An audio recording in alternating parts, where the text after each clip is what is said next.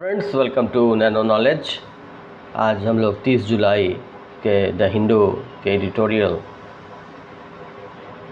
Interrupted growth की व्याख्या करेंगे कि एनालिसिस करेंगे और देखेंगे कि इंडिया में जो ग्रोथ का स्पीड है, ग्रोथ की स्पीड है वो थोड़ा स्लो डाउन उसमें आ रहा है।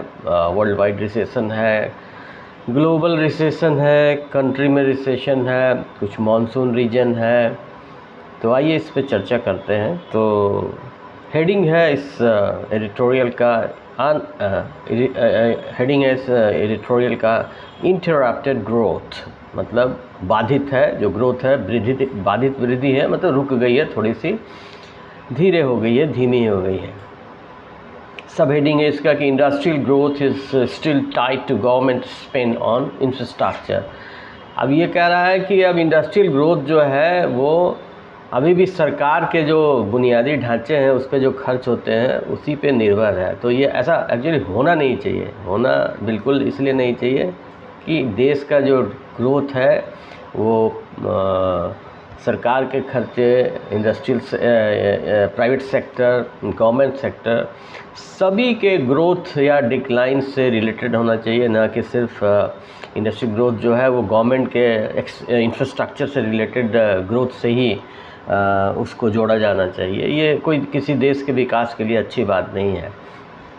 इसमें जो 3 फ्रेजेस आए हैं कि टाइड टू, मतलब उससे बांधा हुआ है, उसी पर निर्भर है, गवर्नमेंट के इंफ्रास्ट्रक्चर पे होने वाले खर्चे से। गवर्नमेंट स्पेंड, सरकार जो खर्च करती है बिजली पे, पुल पे, इंफ्रास्ट्रक्चर पे, माइंस पे, जो भी है, अब इसमें बढ़ोतरी हो या कमी आ जाए, इससे अगर देश का जो ग्रोथ प्रभावित होता है तो ये कोई अच्छी बात नहीं है। इसमें ओवरऑल होलिस्टिक चीज़ों को जोड़ना चाहिए कि प्राइवेट सेक्टर कितना ग्रो किया, पब्लिक सेक्टर कितना ग्रो किया, इंफ्रास्ट्रक्चर में कितना डेवलपमेंट हुआ, एक्सपोर्ट कितना हुआ, इंपोर्ट कितना हुआ, मैन्युफैक्चरिंग सेक्टर में कितना विकास हुआ, टर्सरी सेक्टर में कितना विकास हुआ। तो इन सब चीज़ों को भी जोड़ना चाहिए, न कि इस पे आधारित रहना चाहिए कि सड़कों, बिजली और पुल पे सरकार ने कितना खर्चा किया और उसको विकास के ग्रोथ में, विकास में जोड़ दिया जाए। ये कोई अच्छी बात नहीं है।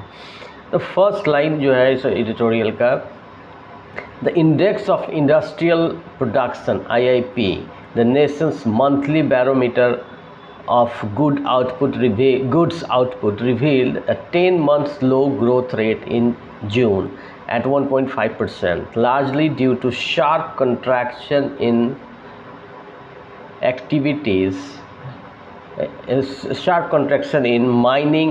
mining activity by -8.7% and electricity output by -2.6%.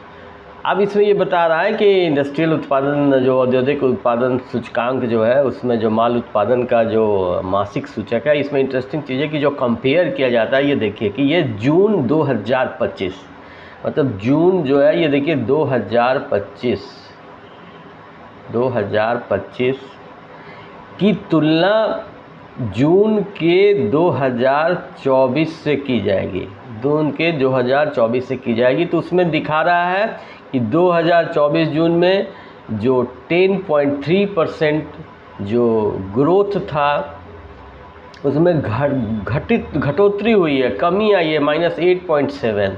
जून 2024 में इलेक्ट्रिसिटी आउटपुट जो था 8.6 ग्रोथ किया था, मतलब ये 2023 के तुलना में ग्रोथ किया था।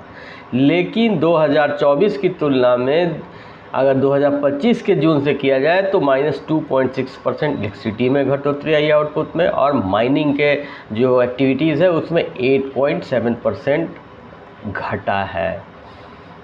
तो ये बैरोमीटर जो जानते हैं, ये एक संकेतक के लिए इंग्लिश में यूज किया जाता है, मापक यंत्र बैरोमीटर के लिए होता है, लेकिन यहाँ ये यूज किया जाता है कि IIP में जो है पिछले साल के उसी महीने के डेटा से तुलना किया जाता है, इस साल के उस महीने से। कॉन्ट्रैक्शन का मतलब होता है संकुचन, मतलब घटा है, कमी आई है उसमें, ग्रोथ में, डेवलपमेंट में, प्रोडक्शन में, आउटपुट में, कंजम्पशन में, इतनी चीज़ें, इसमें संकुचन आई है, गिरावट आई है। रिवील, उजागर किया, मतलब IIP के जो डेटाज हैं उसने रिवील किया है, उजागर किया है कि भाई क्या हुआ है आखिर, Second line, the early onset of southwest monsoon with the erratic and uneven distribution led to waterlogging in large part of the mining belts in Odisha, Jharkhand and West Bengal, hampering a key economic activities. अब इस बार तो बारिश बहुत ज़बरदस्त हुई है, पूरे देश में हुई है। राजस्थान से लेके आप देख सकते हैं कि झारखंड में, राजस्थान में, मध्य प्रदेश में सभी जगह बारिश हुई है। तो ये कहता है कि जो दक्षिण पश्चिम मानसून जो था इस बार जल्दी आ गया, दक्षिण पश्चिम मानसून पर जल्दी आ गया, शुरुआत जल्दी हो गई, अनइवन डिस्ट्रीब्यूशन हो गया, कहीं बहुत ज़्यादा बारिश हो गई, कहीं कम हुआ। लेकिन उड़ीसा, झारखंड, पश्चिम बंगाल में बहुत बारिश हुई। जो खनन क्षेत्र हैं, जहाँ माइनिंग होती है, जहाँ से कोल निकाले जाते हैं, पानी भर गया। तो जो कोल है, जो वो या तो अब तो ओपन कास्ट माइनिंग होती है, जो जितने कोल के जो फील्ड्स हैं उसमें पानी भर जाएंगे तो कोल का वो एक्सप्लोइटेशन नहीं हो पाता है, निकाल नहीं पाते हैं, मशीन, पानी भर जाता है, मशीन काम नहीं करते हैं, तो कोल का प्रोडक्शन घट गया। तो इस लाइन में यही है कि इरेटिक, एक जो लाइन है वो शब्द आ रहा है इरेटिक, मतलब अनियमित, रेगुलर बारिश नहीं हुई, कहीं ज़्यादा हो गई, कहीं कम हो गई, बेमौसम हो गई, जल्दी हो गई। अनइवन डिस्ट्रीब्यूशन, अनइवन डिस्ट्रीब्यूशन का मतलब है कि पूरे नॉर्थ इंडिया में जो सब जगह बारिश होती थी हुई नहीं, कुछ खास राज्यों में, उड़ीसा में, झारखंड में, पश्चिम बंगाल में बहुत बारिश हो गई। हैम्परिंग, हैम्पर मतलब रोकना, बाधा डालना। तो जो प्रोडक्शन था, कोल का प्रोडक्शन जो होता है बिना पानी के, जो माइंस के जो एरिया होते हैं उसमें जो कोल का प्रोडक्शन रेगुलर होता है उसमें कमी आ गई। जाहिर सी बात है, पानी भर जाएगा तो जो वहाँ तो कोल को एक्सप्लोर करने में, निकालने में वो न मशीन काम करेगी, न वहाँ इंसान पहुँच पाएंगे। तो इससे कोल का प्रोडक्शन जो है जून 2025 में घट गया, अगर उसको जून 2024 के प्रोडक्शन से जोड़ा जाए तो। अब ये थर्ड लाइन आ रहा है कि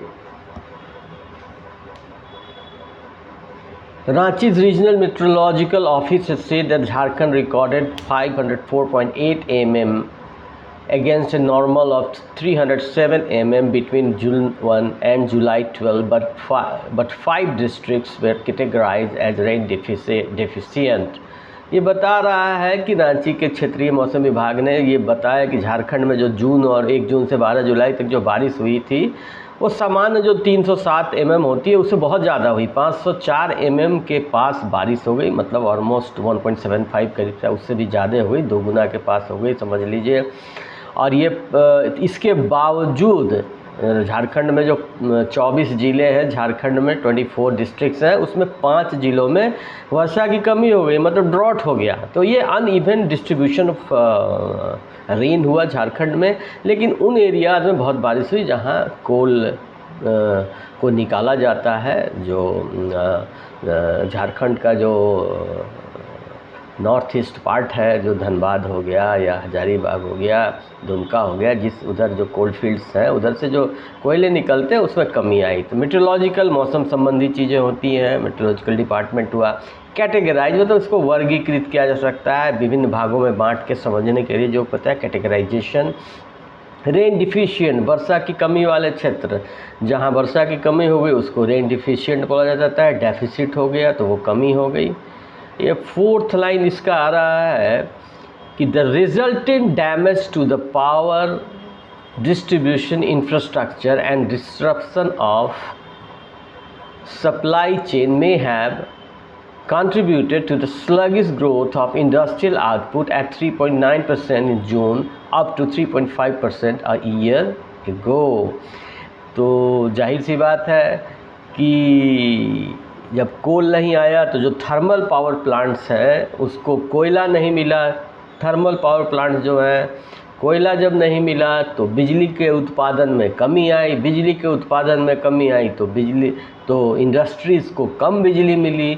कम बिजली मिली इंडस्ट्रीज़ को तो इंडस्ट्री से जो प्रोडक्ट्स बनते थे उनमें कमी आई। तो ये पूरा का पूरा एक सप्लाई चेन है कि ये पहले कोल से इलेक्ट्रिसिटी, इलेक्ट्रिसिटी से प्रोडक्ट्स, तो इनमें कमी आई। तो वही कह रहा है कि बिजली वितरण के ढांचे में हुए नुकसान और आपूर्ति श्रृंखलाओं में आई बाधा ने औद्योगिक उत्पादन में धीमी वृद्धि कर दी। जो इंडस्ट्रियल आउटपुट है वो जून में 3.9% की कमी आई, मतलब जून 2025 में जो कमी आई वो जून 2024 की तुलना में 3.9% कमी, यही चीज़ लिख रहा है। और ये लिख रहा है जबकि पिछले वर्ष 3.5% थी। इसमें भी योगदान दिया हो सकता है। ये मान रहे हैं कि कोयला जो है वो कोयले के उत्पादन में कमी से प्रोडक्शन में कमी आ गई। रिजल्टेंट का मतलब यहाँ देखिए परिणाम स्वरूप होता है। इंफ्रास्ट्रक्चर का मतलब बुनियादी ढांचा होता है, जो देश का इंफ्रास्ट्रक्चर में बिजली आती है, सड़क आते हैं। स्लगिश धीमी हो गई, सुस्त हो गई। प्रोडक्शन जब स्लगिश हो जाता है तो बोला जाता है उसको इंडस्ट्रियल इकोनॉमी में स्लगिश का मतलब धीमी, सुस्त पड़ गई रफ्तार। सप्लाई चेन, आपूर्ति श्रृंखला हमने बता दिया आपको। आपूर्ति सप्लाई चेन है कि प्रोडक्ट बनता है तो भाई प्रोडक्ट के लिए क्या चाहिए, बिजली चाहिए, इलेक्ट्रिसिटी चाहिए। इलेक्ट्रिसिटी के लिए क्या चाहिए, कोल चाहिए। अब इसमें कमी आ जाएगी तो ये भी डाउन, ये डाउन तो ये डाउन, इलेक्ट्रिसिटी डाउन तो प्रोडक्टिविटी डाउन। इसको ऐसे समझ लीजिए सप्लाई चेन है ये।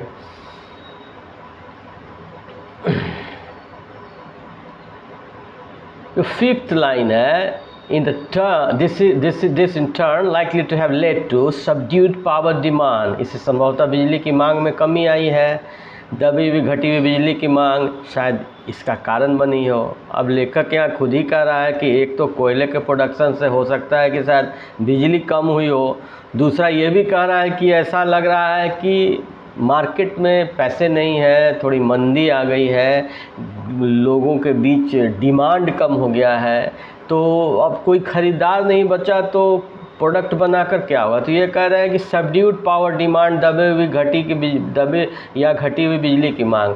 तो अब कंपनीज़ को ज़्यादा बिजली इसलिए नहीं चाहिए कि उनको ज़्यादा प्रोडक्ट ही नहीं बनाना हो, क्योंकि कोई ख़रीदार नहीं है उतना जो पिछले साल था। तो इसको दूसरे तरीके से भी देखा जा सकता है कि शायद रिसेशन है, मंदी का दौर है, तो ख़रीदार नहीं है, लोगों के पास पैसे नहीं हैं, तो वो लोग बिजली ही नहीं खरीद रहे हैं। कंपनीज बिजली उतना नहीं यूज़ कर रही है। बिजली का कंजम्पशन इंडस्ट्रीज़ में घट गया है, चूँकि प्रोडक्शन घट गया है, कोई ख़रीदार नहीं है। इसको दोनों तरह से समझिए कि एक तो कोयले की आपूर्ति में कमी आई, उससे शायद बिजली का उत्पादन में कमी आई और उससे इंडस्ट्रीज़ के उत्पादन में कमी आई। दूसरी तरफ लेकर कह रहा है कि शायद डिमांड ही मार्केट में कम है, उससे लोग बिजली कम खरीद रहे हैं। तो दोनों तरह की संभावनाएं हैं, इकोनॉमिक संभावनाओं की ही बात है, कोई साइंस तो है नहीं कि एग्जैक्टली उसका कारण बताया जा सके। अगला लाइन है while mining and power production collectively make up for almost a quarter, 22.3% of the IIP weightage. The rest is appointed for manufacturing activities. खनन और बिजली उत्पादन मिलाकर IIP के कुल भार का लगभग 1/4 हिस्सा बनाते हैं और शेष भाग विनिर्माण या इंडस्ट्रियल जो होते हैं इन मैन्युफैक्चरिंग एक्टिविटीज़ में होता है। कहने का मतलब IIP का जो डाटा भारत सरकार तैयार करती है उसमें जो वेटेज दिया जाता है उसमें इलेक्ट्रिसिटी और माइनिंग को 22.3% वेटेज दिया जाता है और रेस्ट ऑफ जो मोर देन 75% जो है वो मैन्युफैक्चरिंग एक्टिविटीज़ को दिया जाता है। उससे ओवरऑल वेटेज निकालने के बाद IIP के डेटा जो है वो पब्लिश किए जाते हैं। तो चूँकि बिजली और माइनिंग एक मेजर हिस्सा है IIP का 22.3% आउट ऑफ 100, तो ये बता रहा है कि इतना बड़ा हिस्सा है कि अगर माइनिंग और इलेक्ट्रिसिटी में के प्रोडक्शन में कमी आएगी तो IIP डेटा जो आपके देश का है वो देश के ग्रोथ को कम दिखाएगा, नेगेटिव भी दिखा सकता है और जो चिंता का विषय बन जाता है। आर्थिक इकोनॉमिक डेटाज की जो एनालिसिस करते हैं या जो पॉलिसी मेकर्स हैं या देश के ग्रोथ की जो बात करते हैं उनके लिए चिंता का विषय बन जाता है। The robust growth in capital, intermediate and infrastructure goods output indicates that much of industrial growth continues to hinge on the government infrastructure spends। ये कह रहा है कि पूंजीगत मतलब capital, intermediate capital, raw material जो 3.5% ये बता रहे हैं कि उसमें ग्रोथ हुआ है, जो रॉ मटेरियल्स होते हैं। इंटरमीडिएट जो बना रहे हैं, जो बीच के लोग आ रहे हैं, जो रॉ प्रोडक्ट से लेके फाइनल प्रोडक्ट को बनाने के बीच के दौरान जितने प्रोसेस होते हैं उसको इंटरमीडिएट मान रहे हैं। और इंफ्रास्ट्रक्चर जो भी है, रोड है, बिजली है, पुल है, ये सब जो बनाया जाता है, उस goods output indicate that much of industrial growth continues to hinge on the government infrastructure spends. पूंजीगत, मध्यवर्ती और बुनियादी ढांचे वाले माल के उत्पादन में मजबूत वृद्धि यह दर्शाती है कि औद्योगिक वृद्धि अब भी सरकार के बुनियादी ढांचे पर खर्च पर निर्भर करती है। इस लाइन को समझिए कि इनके जो कैपिटल जो बात कर रहे हैं गुड्स की, जो कच्चे माल, जो रॉ मटेरियल है, उसमें 3.5% का ग्रोथ हुआ है। इंटरमीडिएट जो प्रोडक्ट और प्रोसेसिंग है उसमें 5.5% का ग्रोथ हुआ है। और इंफ्रास्ट्रक्चर में 7.2% का ग्रोथ हुआ है। तो ये बता रहा है कि इंडस्ट्रियल ग्रोथ इस देश में हो रहा है, लेकिन ये डिपेंड कर रहा है किस पे सबसे ज़्यादा, तो इंफ्रास्ट्रक्चर पे ग्रोथ हो रहा है 7.2%। तो ये बता रहा है कि सरकार इंफ्रास्ट्रक्चर पे अगर ज़्यादा खर्च करती है तो उसका प्रभाव प्रोडक्ट्स पे, नए उत्पाद पे पड़ता है। तो ये दिखा रहा है कि ये हिंज ऑन मतलब निर्भर करता है, मतलब सरकार के खर्चे जब इंफ्रास्ट्रक्चर पे होते हैं तो उसका आउटकम प्रोडक्शन पे दिखता है। इसमें एक बहुत इम्पॉर्टेंट चीज़ है समझने की कि आप जब टैक्स देते हैं तो लगता है ये टैक्स कहाँ जाता है। सरकार टैक्स जो लेती है जनता से उसी को खर्च करके सड़क बनाती है, बिजली के पावर हाउस बनते हैं, माइनिंग सेक्टर में से मशीन्स लगते हैं, कोयले का उत्पादन होता है, लॉ एंड ऑर्डर होता है, बिजली है। तो इन सब चीज़ों का प्रभाव आपको दिखेगा इंडस्ट्रियल ग्रोथ में, प्रोडक्टिविटी में। तो ये बहुत इम्पॉर्टेंट है कि सरकार अगर इंफ्रास्ट्रक्चर पे खर्चा करेगी तो उसका प्रभाव जो है आपको प्रोडक्शन पे, प्रोडक्शन के आउटपुट पे, जो पब्लिक यूज करती है फाइनल प्रोडक्ट पे, उसके बढ़ोतरी पे क्लियर कट दिखता है। इसलिए गवर्नमेंट का एक्सपेंडिचर देश के ग्रोथ के लिए, गवर्नमेंट द्वारा इंफ्रास्ट्रक्चर पे किया गया एक्सपेंडिचर इस देश के ग्रोथ के लिए बहुत इम्पॉर्टेंट है। There has been a general reluctance both institutionally and in public economic discourse in India to explicitly correlate drops in economic activity with climate related events। Bharat में एक ऐसा जो भारत के इकोनॉमिस्ट है या यहाँ की जो मेंटालिटी है उसमें जो ये बात होती है कि ये जो इकोनॉमिक डेवलपमेंट है देश का, इसको लोग यहाँ के जलवायु से, इन्वायरमेंट से, मौसम से नहीं जोड़ते हैं। मतलब अब बाढ़ आ जाए, तूफ़ान आ जाए, सूखा आ जाए, उससे देश के विकास में, ज़्यादा बारिश हो जाए, देश के विकास पर जो प्रभाव पड़ता है, कैपिटल गुड्स, इंडस्ट्रियल आउटपुट पे जो प्रभाव पड़ता है उस पे लोग बात नहीं करते हैं। इकोनॉमिक डिस्कोर्स, आर्थिक विचार विमर्श में ये बात बहुत ज़्यादा नहीं होती है, इसको कोरिलेट नहीं करते हैं, जोड़ते नहीं हैं और इसको अवॉइड करते हैं, रिलक्टेंट रहते हैं कि इस बार बारिश कम हुई या ज़्यादा हो गई तो इसको इससे जोड़ा जाए कि इकोनॉमिक प्रोडक्टिविटी घट जाएगी या बढ़ जाएगी। लोग नहीं इस पे चर्चा करना चाहते हैं, इकोनॉमिस्ट नहीं बात करना चाहते हैं, नेता पक्ष विपक्ष दोनों इस पे बात नहीं करना चाहते हैं कि भाई अगर बारिश हो गई तो शायद कोयले का प्रोडक्शन कम गया तो उससे इलेक्ट्रिसिटी कम बनी तो शायद इससे देश का ग्रोथ का परसेंटेज घट गया। इस पे बात नहीं करना चाहते हैं लोग, बस एक तरफा अंधाधुंध विकास चाहते हैं कि नहीं हमें चाइना को बीट करना है, अमेरिका को बीट करना है। और उसके दौरान हर साल आने वाली नई नई जो बाधाएं हैं कि कभी ज़्यादा बारिश हो गई, मानसून हो गया, कभी कम बारिश हुई, या अन्य कुछ ऐसे इन्वायरमेंटल फैक्टर्स हो गए जो इंडस्ट्रियल ग्रोथ को रोकते हैं, उसको उसमें बाधा खड़ी करते हैं। इस पे भी बातचीत होनी चाहिए। Specially in official narrative such as the IIP और GDP डेटा रिलीज। वही बात हो रही है कि जब GDP और IIP का डेटा जब रिलीज होता है तो इन सब चीज़ों पे चर्चा नहीं होती है कि इस साल बहुत बारिश हुई और इस साल कम बारिश हुई, बहुत इस सब पर भी चर्चा होनी चाहिए। और इन्वायरमेंटल फैक्टर को भी इंडस्ट्रियल आउटपुट में, मैन्युफैक्चरिंग सेक्टर के ग्रोथ में से जोड़ना चाहिए, कोरिलेट करना चाहिए, ऐसा लेखा कहता है। दो फुल फॉर्म है ग्रॉस डोमेस्टिक प्रोडक्ट जीडीपी और IIP index of industrial production. GDP जो है वो सकल घरेलू उत्पाद, मतलब मोटा मोटी ग्रॉस लेवल पे जो देश में जितना उत्पादन होता है उसके जो डेटा होते हैं उसको जीडीपी बोला जाता है। और हर महीने जो रिलीज़ किया जाता है भारत सरकार के द्वारा इंडेक्स ऑफ इंडस्ट्रियल प्रोडक्शन, इसमें इसका पर्पस ये होता है कि जिस महीने इसको रिलीज़ किया जाता है उस महीने जो ग्रोथ का परसेंटेज रहता है हर सेक्टर का, उसको उस महीने के पिछले साल वाले महीने से कंपेयर करके देखा जाता है। Economic data agencies in India have been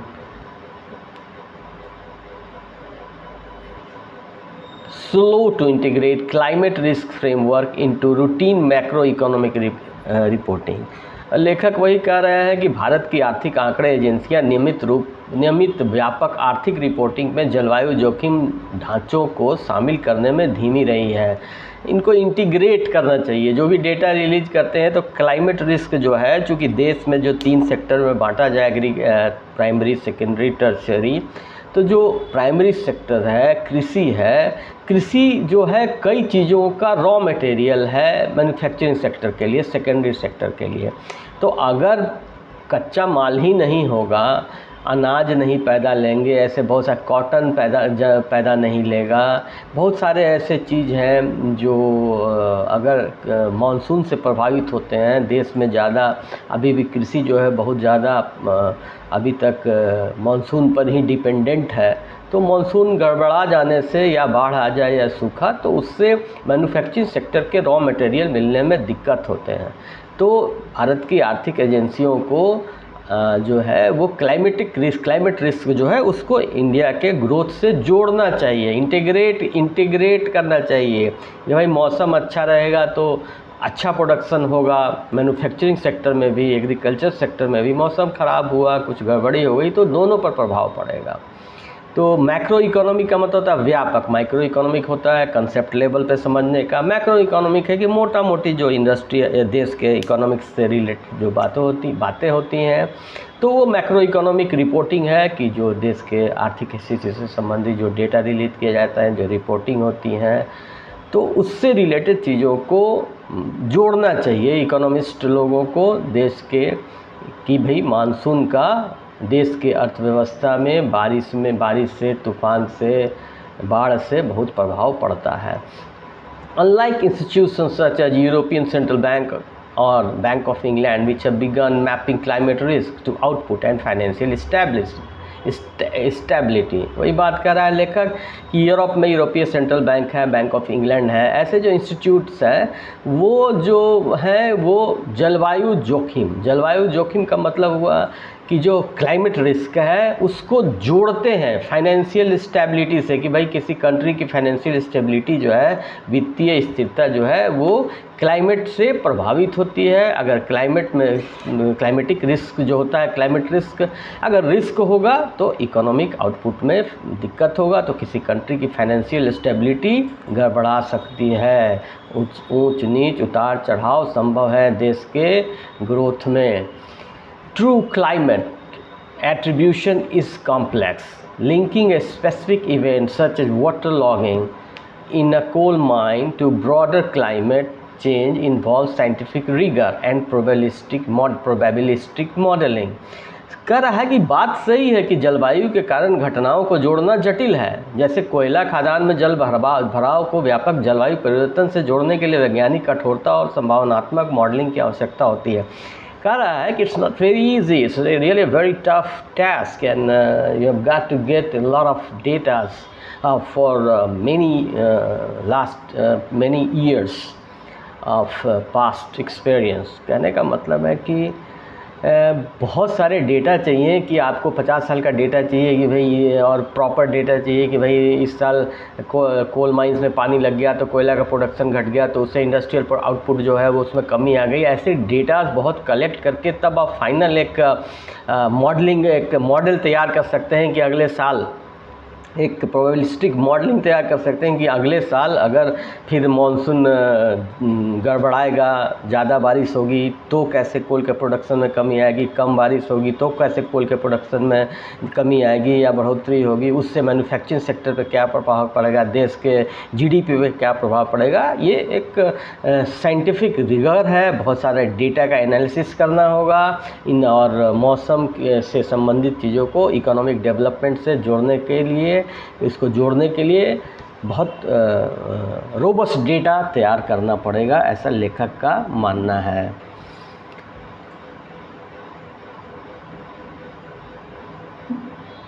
अब इसमें 14th लाइन जो है कि Indeed the RBI financial stability report now include climate related risk. अच्छी बात है कि आरबीआई का जो फाइनेंशियल स्टेबिलिटी रिपोर्ट आया है उसमें अब जलवायु संबंधित जोखिम शामिल किए जाते हैं, क्लाइमेट रिलेटेड रिस्क संभावित किए जाते हैं। कहने का मतलब है कि वो जो एक फ्यूचर का डेटा या उम्मीद करते हैं कि अगले साल हमारे देश का कैसा ग्रोथ रहेगा, तो उसमें एक एक्सेप्शन लगा लेते हैं, अपवाद लगा लेते हैं कि अगर मानसून ठीक रहा तो, अगर बहुत बारिश नहीं हुई तो, अगर बाढ़ नहीं आया तो, अगर सूखा ना हुआ तो ऐसा हो सकता है अगले साल। तो ये अच्छी बात है कि आरबीआई कम से कम अगले साल के जो एक्सपेक्टेशन और प्रोजेक्शन जो रिलीज करते हैं उसमें इन चीज़ों का ध्यान रखते हैं। But this is not yet filtered into production side metrics such as the IIP. लेकिन अभी तक आईआईपी में इन जो इंडेक्स ऑफ इंडस्ट्रियल प्रोडक्शन है उसमें अभी तक क्लाइमेट से रिलेटेड परेशानियों या उससे होने वाले नुकसान या फ़ायदे को अभी तक इसमें नहीं जोड़ा गया है, शामिल इसको नहीं किया गया है। फिल्टर्ड इन मतलब नहीं किया गया है, इसको शामिल प्रभावित नहीं किया गया है, इससे प्रभावित नहीं हो रहे हैं, उस चीज़ को अंडरमाइन किया जा रहा है, छोड़ा जा रहा है, जिसको करना चाहिए। The time has come for India to make a systematic shift to integrate climate attribution to economic activity। वही बात कह रहा है लेखक कि अब समय आ गया है कि भारत के जो इकोनॉमिक एक्टिविटीज़ हैं उसके जो पैमाने हैं, उनके उसको प्रभावित करने वाले जो कारण हैं उसमें क्लाइमेटिक एट्रीब्यूशन की जो बात कर रही है कि जलवायु से संबंधित कारण जो है उसको भी जोड़ा जाना चाहिए, इंटीग्रेट किया जाना चाहिए कि भाई ये प्रभावित होगा आईआईपी मौसम के परिवर्तन से। तो आज का ये एडिटोरियल है, इसको हम लोगों ने एनालिसिस किया। Thanks for watching.